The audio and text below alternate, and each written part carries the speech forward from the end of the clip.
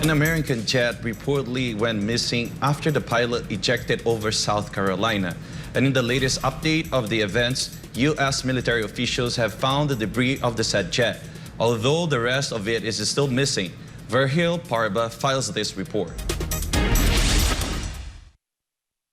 On Sunday, an F-35 military jet went missing after the pilot ejected from the cockpit and parachuted to safety in North Charleston neighborhood. The pilot, whose name was not disclosed, was taken to a local medical center and is in stable condition. The F-35B Lightning II jet, which cost $100 million, was left in autopilot mode when the pilot ejected. Reports citing U.S. authorities said that the plane may have been airborne for some time, and this complicated the search for its whereabouts. The search for the jet drew great international interest, particularly after Joint Base Charleston posted a request on social media asking for any information that might aid in the search of the missing jet.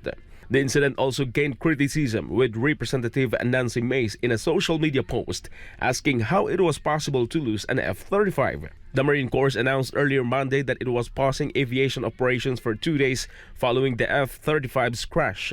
Lockheed Martin boasts the F-35 series as the most advanced fighter jet in the world and also the most lethal, stealthy, and survivable aircraft. The debris was then discovered Monday evening about 2 hours northeast of Joint Base Charleston, an air base in North Charleston. U.S. officials did not provide further details. When asked whether F-35 jet had crashed, Jeremy Huggins, a spokesman at Joint Base Charleston, said that he was unable to elaborate, but he promised that more information will be forthcoming. This is the third costly accident that occurred in recent weeks.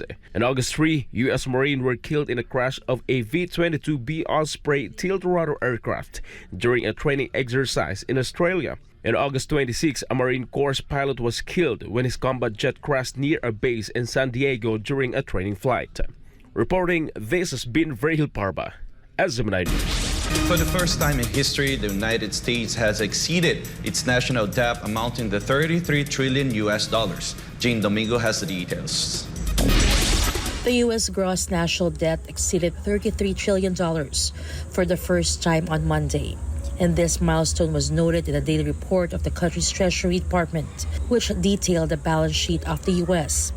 It came as the Congress appeared to be faltering in its efforts to fund the American government ahead of the deadline on September 30. The Bank of America said that there's a 50% chance that the U.S. government will face a shutdown if Congress fails to reach a solution by the end of September. To recall, on January 19, the U.S. hit its $31.4 trillion debt ceiling. In June, a debt ceiling bill suspended the effect of the U.S. federal government debt ceiling until 2025, and then the size of the federal government debt quickly exceeded to $32 trillion. To recall, Fitch, one of the three major independent agencies that assess creditworthiness, downgraded the U.S. long-term foreign currency issuer default rating to AA+ from AAA over concerns about the high and growing debt burden of the U.S. government. It also expected that the U.S.'s rating will continue to deteriorate over the next 3 years. Reporting, this has been Jane Domingo, SMNI News. Back in the news, former U.S. President Donald Trump will skip the Second Republic debate. Instead, he will address auto workers in Detroit amid an ongoing labor dispute on September 27.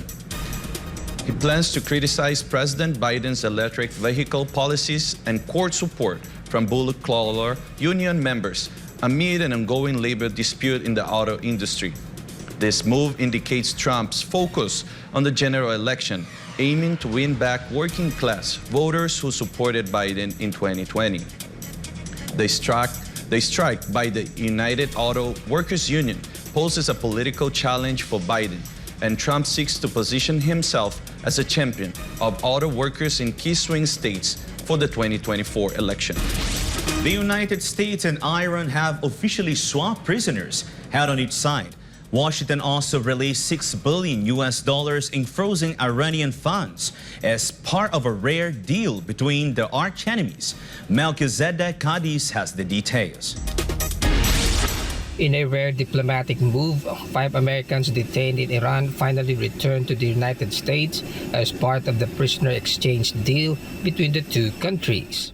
The United States has also released 5 Iranian detainees, with 2 finally returning to Iran, while the other 3 prefer to stay in another country.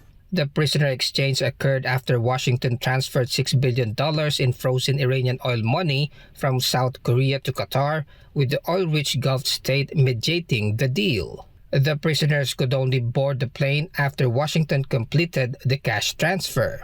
The Biden administration warned that the released Iranian funds will only be used for humanitarian purposes and will freeze them again if diverted. Responding to Washington's threat, Iranian President Ibrahim Raisi insisted that the money belongs to the Iranian people and the Iranian government, so the Islamic Republic can decide what to do with the released funds. Reporting this has been Melchizedek Cadiz, SMNI News, Kuwait. Over the weekend, authorities arrested an armed man pretending to be a part of a U.S. presidential candidate Robert Kennedy Jr.'s security detail, raising concerns about the need for a secret security service. Kai Villan tells us more. An armed man was taken into police custody at a Robert Kennedy Jr. campaign event in Los Angeles. Despite the man's claims, campaign security officials did not recognize him and detained him until police arrived. According to the Los Angeles Police Department, a radio call was generated in the afternoon, reporting a man with a loaded gun in a shoulder holster and a badge stating he was a U.S. Marshal. Police officers arrived shortly after and arrested a man who was identified as Adrian Paul Espuro, 44 years old. He is currently being held in Los Angeles on a $35,000 bail for a felony charge of carrying a concealed weapon. Kennedy's camp issued a statement on Saturday saying that a private security team interacted with Espuro ahead of the speech. Espuro insisted that he was part of Kennedy's security detail and asked to be taken to him immediately. Kennedy Jr. had been asking for Secret Service protection, and following the assassination scare, his campaign manager had written to U.S. President Joe Biden asking for a Secret Service protection for the presidential candidate. The Kennedy campaign is sensitive to assassination and security concerns given the history of the family. Robert Kennedy Jr.'s father, Senator Robert Kennedy Sr., was assassinated in 1968 in Los Angeles shortly after winning the California Democratic presidential primary. His uncle, President John F. Kennedy, was assassinated in 1963. That is why the presidential hopeful had been asking for Secret Service protection. However, Kennedy Jr. noted the Biden administration had denied him such security, despite that he had requested it from the Department of Homeland Security and had documented the need for it. The Security Service protection issue was raised again through a letter that his campaign manager sent to President Biden. Kennedy said he was the first presidential candidate in history to be denied protection upon request, although he is still hoping that Biden will allow him Secret Service protection.